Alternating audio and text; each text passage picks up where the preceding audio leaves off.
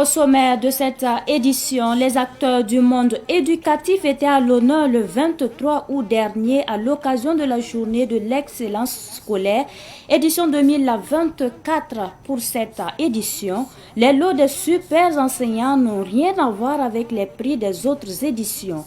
Une villa et la somme de 5 millions de francs CFA. Réaction de quelques enseignants dans le reportage de Abdoulaye Kinda à suivre dans ce journal. Et puis, les jeunes unis pour la paix au Faso se mobilisent contre la pénurie de sang. Ces jeunes sont sortis nombreux pour donner de leur sang afin de sauver des vies en cette période où le besoin de sang est important. C'est une manière pour ces jeunes de contribuer à la stabilité du pays. On en parle également. C'était le sommet, mesdames et messieurs. Bonjour, ravi de vous retrouver pour le point de l'actualité. Bienvenue à tous. Des enseignants saluent le relèvement substantiel du niveau des lots offerts aux meilleurs enseignants de l'année. Ils ont reçu vendredi dernier une villa et 5 millions de francs CFA chacun. À ce sujet, Abdoulaye Kinda a approché quelques enseignants. Son reportage. Le Burkina Faso a célébré le 23 août dernier ses meilleurs enseignants et élèves. Cette année, les lots des 2 meilleurs enseignants n'ont rien à voir avec ceux des concours Miss et des prix gagnants des journalistes. Basolma Bayili du primaire et post-primaire et Pierre Tendrebego du secondaire ont reçu chacun une villa et la somme de 5 millions de francs CFA. C'est une première au Burkina Faso et des enseignants saluent l'engagement des autorités à valoriser la fonction enseignante. Je peux dire que les prix sont très relevés et que le meilleur enseignant du Burkina Faso ait bénéficié d'une villa, c'est une grande chose. Je crois que la nature des prix les prix qui ont été servis aux lauréats sont des prix d'une grande valeur. C'est vraiment une bonne chose. Et contrairement à ce qu'on avait l'habitude de voir, où les prix qui sont octroyés aux meilleurs enseignants se résumaient à des sacs, cette année ça a été vraiment valorisé et on voit que le meilleur enseignant s'en sort avec une villa, 5 millions, une moto et bien d'autres gadgets. Vraiment, c'est encourageant. Ces prix sont galvanisateurs, selon Théophile Kambo. Et ça pourrait être un motif de satisfaction pour nous d'abord et qui pourrait aussi galvaniser les autres à se donner davantage pour que le combat soit rude dans la sélection. Ces enseignants invitent le gouvernement à faire plus en augmentant le nombre des lauréats et en élargissant la motivation des enseignants à travers l'amélioration de leurs conditions de vie et de travail. Nous souhaiterons bien sûr qu'on élargisse l'assiette, la base même des récipiendaires. On pourrait être peut-être plus nombreux à être récompensés parce qu'il y en a qui sont aussi méritants que ceux qu'on a présentés. Un seul enseignant ne peut pas se vanter d'être meilleur dans un système où chacun apporte sa contribution.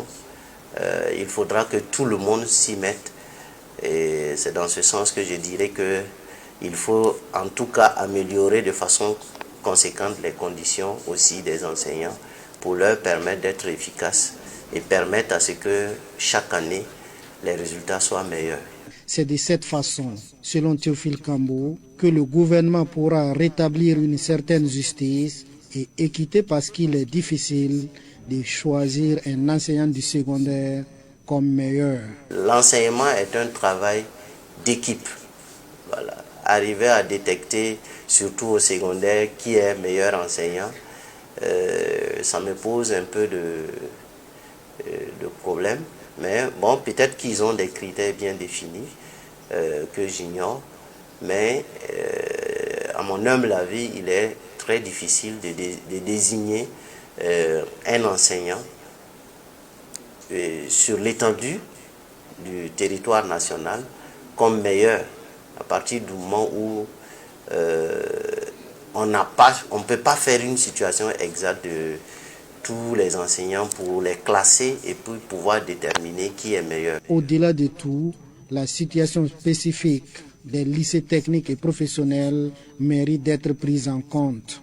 On sait pertinemment que si un enseignant a plus de 100 élèves et qu'il doit avoir les 18 heures et faire une évaluation, avoir environ pour une évaluation, s'il a 5 classes, il se retrouve avec près de 500 copies.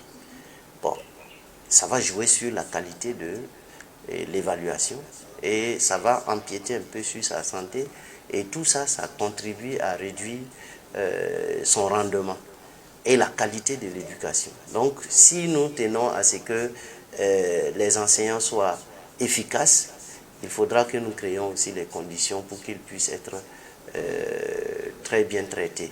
Rappelons qu'au cours de cette journée d'excellence, le président du Faso a félicité les acteurs de l'éducation et les a invités à s'appuyer sur les valeurs burkinabées pour inculquer le patriotisme aux plus jeunes. Il a par ailleurs félicité et décoré des gendarmes qui ont appuyé le système éducatif à Tchouéni en tenant des classes d'examen au cours de l'année scolaire 2023-2024. Dans le même registre, cette fois-ci, la réaction des Ouagalais, selon eux, cet honneur fait au monde éducatif va améliorer la qualité de l'enseignement. Ils sont au micro de Germaine Farama et Richard Kabori. Une villa et puis 5 millions. Pour les encourager, pour les féliciter. Nous avons donné un enseignant. Une villa. Imagine actuellement, tu prends du service. Tu as pris prêt. C'est mou sur toi. Tu viens en location.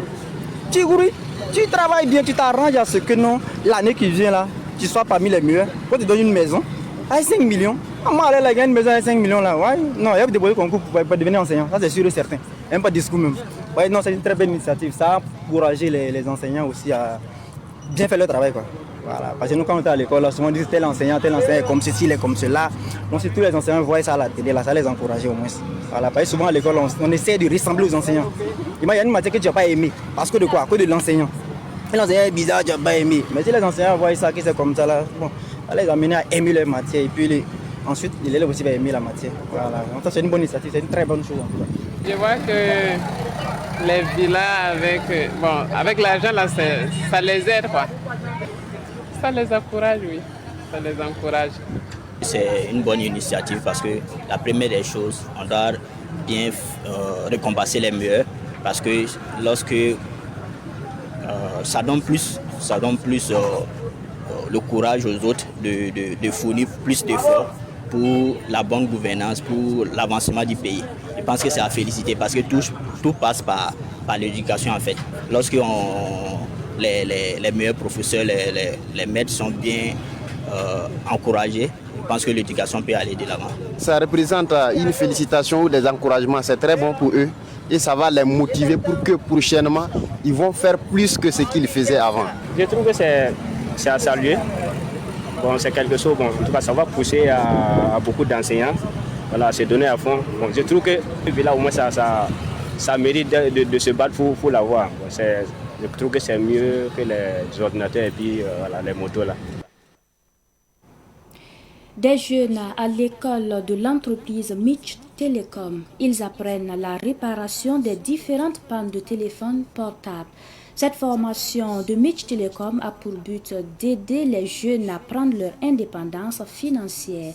La formation a débuté hier à Paralayiri à Ouagadougou et prend fin jeudi prochain. Le compte rendu de l'ouverture avec Yacouba Tiamtori. Ce sont plus de 70 jeunes venus des différentes régions du Burkina Faso qui prennent part à la formation des Mitch Telecom. Durant 4 jours, ces apprenants vont se familiariser avec les fondamentaux de la réparation des téléphones portables. Premièrement, on va diviser la classe en deux, c'est-à-dire première session et deuxième session. Pour les premières sessions, il faut d'abord commencer par les BABA, c'est-à-dire la formation de base au niveau de comment ouvrir un téléphone d'abord, jusqu'à montrer les différents composants, les différents types d'écran. Voilà ce qu'il faut savoir d'abord dans le téléphone, le fonctionnement même du téléphone, et comment diagnostiquer, voilà, qu'on appelle en tout l'analyse générale. Maintenant au niveau de la deuxième session, c'est ceux qui savent déjà faire une analyse générale diagnostiquée, mais qui veulent aller en profondeur, c'est-à-dire sur la plaquette, la machine même du téléphone, savoir les différentes petites pièces.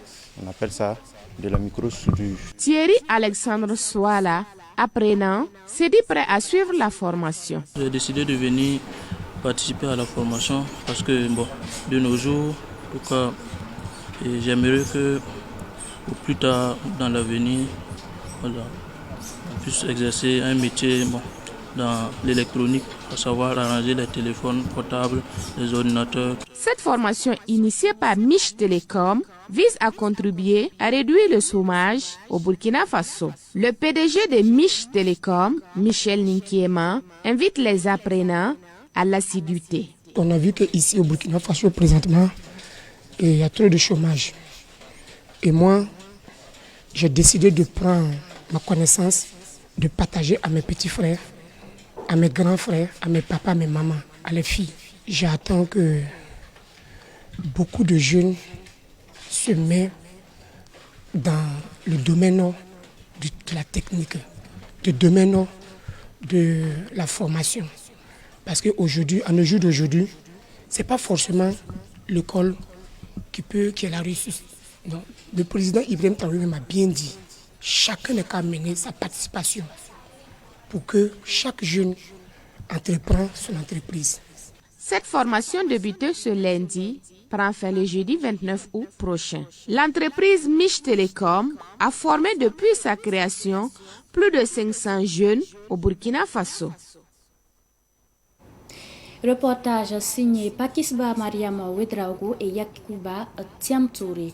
Je vous l'annonçais en titre. Au moment où le besoin en sang est important dans les formations sanitaires, les jeunes du secteur 37 de l'arrondissement 9 de Ouagadougou font œuvre utile.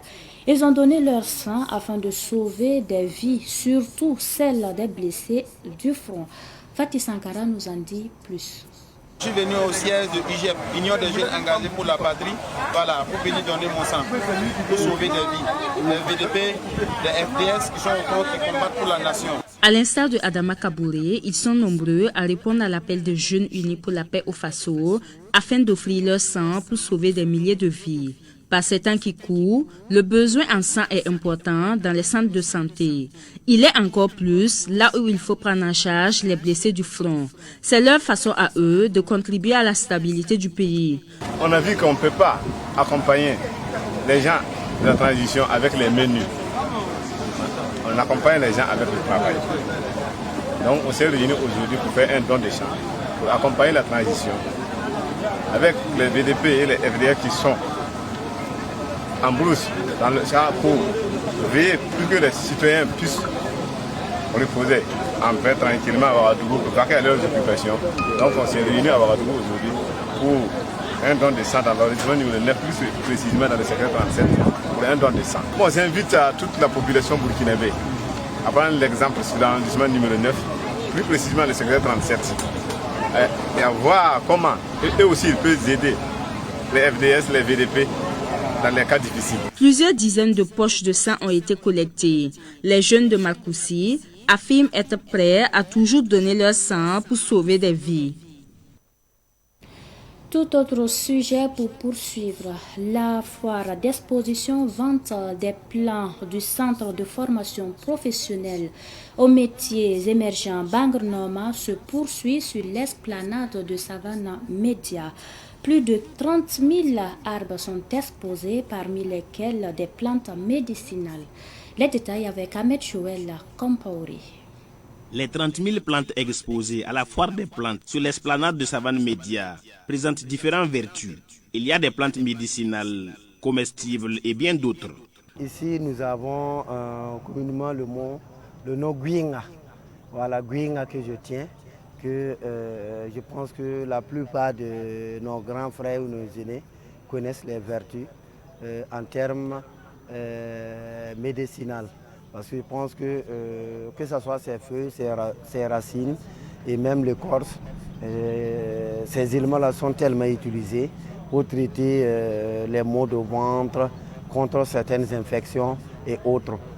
À la suite du Clea latifolia ou le Guinga, il y a le Zimena americana qui est une plante locale et utile contre l'érosion. Ici, nous on a le Zimena americana, voilà, que nous avons en pépinière.